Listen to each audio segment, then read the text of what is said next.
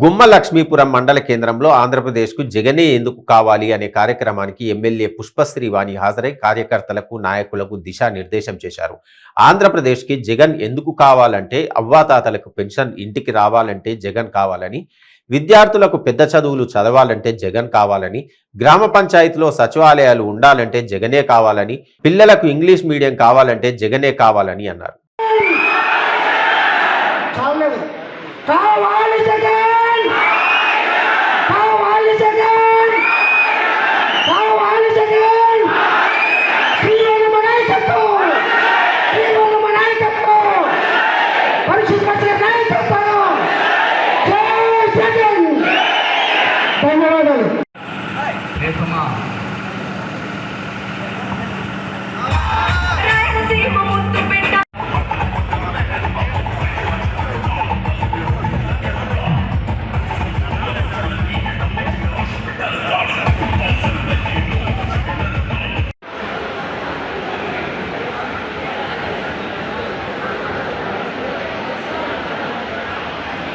ఎవరు ఆలోచించకపోవచ్చేమో కానీ ఈ రాష్ట్రంలో జగనన్న ప్రభుత్వంలో సంక్షేమం పొందుతున్న, రాజకీయాలు చేయకుండా, పార్టీలు చేయకుండా, శాచ్యురేషన్ పద్ధతిలో ఒక బటన్ నొక్కి ₹1 లంచం లేకుండా ప్రతి సంక్షేమ కార్యక్రమాన్ని ప్రతి పేదవాడికి, అర్హుడికి అందిస్తున్నటువంటి జగనన్నని ప్రజలు ఖచ్చితంగా కోరుకుంటారు.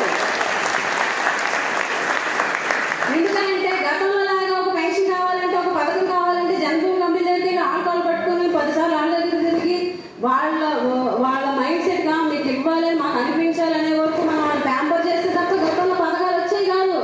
ఈరోజు అవసరం ఉందా? ప్రతి ఒక్క అర్హుడికి కూడా ₹1 ఎవరికి ఇవ్వక్కర్లే, డైరెక్ట్ డబ్బులు పడిపోతున్నాయి. మరి ఇటువంటి ముఖ్యమంత్రిని కోరుకుంటారా? ఇంకేమన్నా కోరుకుంటారు ప్రజలు?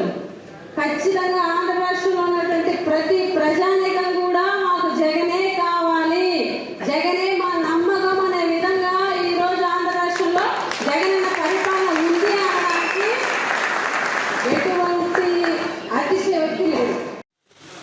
మనం ఇక్కడ 2 గంటల నుంచి మన పార్టీ గురించి, మన అభివృద్ధి గురించి, రేపు 3 నెలల్లో జరగబోయే సార్వత్రిక ఎన్నికలకి ఏ విధంగా ప్రజల్లోకి వెళ్ళాలి అనే దాని గురించి మనం ప్రతి వారం 10 రోజుల్లో ప్రతిసారి సమావేశమై వివరించుకుంటూ వెళ్తున్నాం.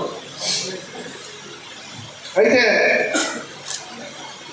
ఈ సందర్భంగా 2014 నుంచి వైఎస్ఆర్ కాంగ్రెస్ పార్టీ కుర్పం నియోజకవర్గంలో ఎమ్మెల్యే పరంగా మనం 2014, 2019 గెలిచాం. 2014కి 19 తేడా. 2014లో మనం శాసనసభ్యులుగా ఈ నియోజకవర్గం వైఎస్ఆర్ కాంగ్రెస్ పార్టీ ఎమ్మెల్యేగా పుష్పశ్రీ వాణి గారు ఉన్నా, ప్రతిపక్షంలో మనం ఉండడం, ఆనాడు తెలుగుదేశం పార్టీ ఈ రాష్ట్రంలో ప్రభుత్వం నడిపించడం, అప్పుడు మనం ఏ పని కూడా చేయలేని పరిస్థితుల్లో అప్పుడు తెలుగుదేశం పార్టీ వాతావరణం కల్పించింది. అయినా సరే ప్రతిపక్షంలో ఉన్నా కూడా నిత్యం ప్రజల సమస్యలను